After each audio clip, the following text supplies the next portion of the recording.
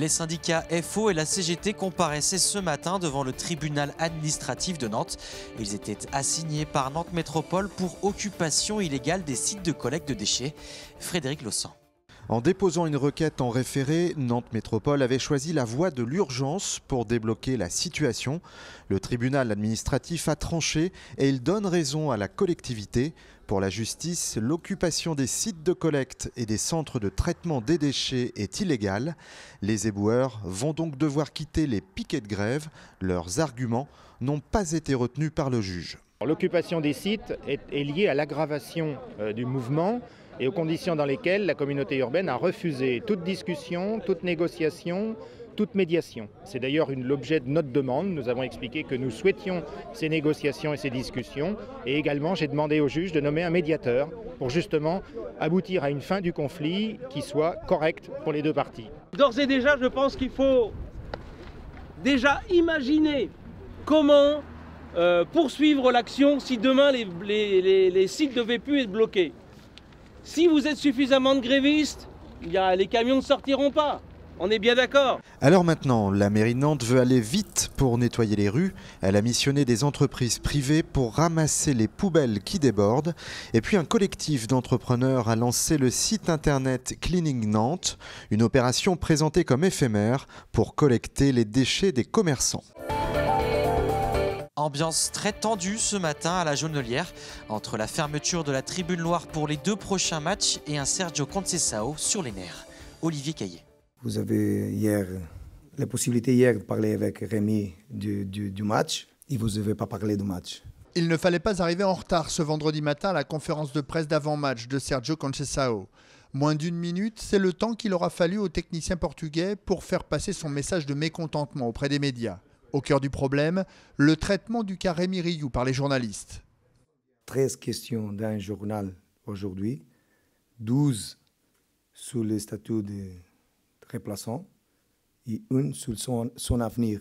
Alors j'ai demandé, appelle Max s'il vous plaît, à l'autre gardien pour parler du match aujourd'hui. Ça va?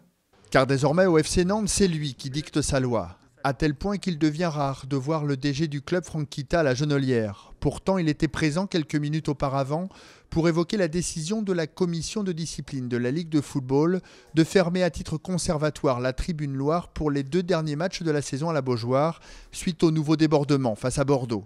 Une intervention rapide avant de laisser la parole à Luc Delatour. On subit des agissements d'un groupe. On a été ferme. On a réouvert un début de discussion, on a accepté certaines demandes de leur part, et là aujourd'hui on n'accepte plus. Je pense que c'est dans le dialogue, parfois on me l'a reproché, je ne veux pas d'issue, c'est ce qui est très dur à vivre. La décision finale de la sanction qu'encourt le club sera connue le 18 mai prochain. Le premier tour de l'élection présidentielle, c'est dimanche. Les services de la mairie et de la préfecture sont en plein rush. Jean-Michel Naga. C'est l'heure de la livraison quotidienne de la police nationale. Les demandes de procuration, il en arrive de toutes parts ces dernières semaines, par la poste, des tribunaux, des commissariats, des consulats de France à l'étranger. 1000 demandes par jour, c'est plus qu'en 2012. Pour la seule ville de Nantes, on devrait atteindre près de 20 000 procurations. Le corps électoral qui est plus important, donc les procurations aussi. Les élections se passent pendant les vacances scolaires. Donc beaucoup de personnes donnent procuration parce qu'ils sont en congé, ils partent en vacances, d'autres pour des raisons professionnelles. Et le second tour tombe pendant un long pont, donc ce qui explique aussi que certains électeurs savent déjà qu'ils ne seront pas là et donnent procuration. Dans la salle voisine, c'est aussi la dernière ligne droite pour le tri des documents officiels. Toutes ces caisses sont destinées aux assesseurs des bureaux de vote nantais. Le procès-verbal, la liste d'émargement, c'est des choses qui sont évidentes. Il y a aussi à acheminer des enveloppes de vote pour tous les électeurs, des bulletins de vote au nom de chaque candidat et pour tous les électeurs. Donc rien qu'en bulletin de vote, ça représente plus de 2 millions de bulletins qui passent entre nos mains, qui sont livrés par les candidats et qui ensuite sont répartis dans nos 200 bureaux de vote. En Loire-Atlantique, 1076 bureaux de vote seront ouverts dimanche prochain, 265 dans l'arrondissement de Saint-Nazaire, 650 dans celui de Nantes.